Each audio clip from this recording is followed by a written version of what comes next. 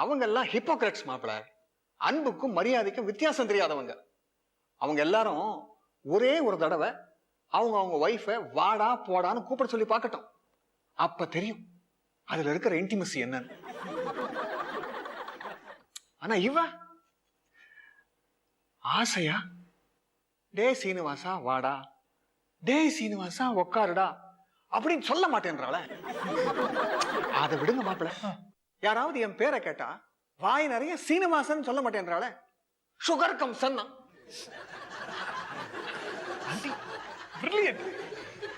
எவ்வளவு வேதனையா இருக்கும் சொல்லுங்க மாப்பிள. Cut cut. ஆண்டி அங்கிள் ஆசைப்படுற மாதிரி வாடா போடான்னு பேசிருங்களேன். அது மட்டும் என்னால முடியாது மாப்பிள. அப்போ டைவர்ஸ் தான் மாப்பிள.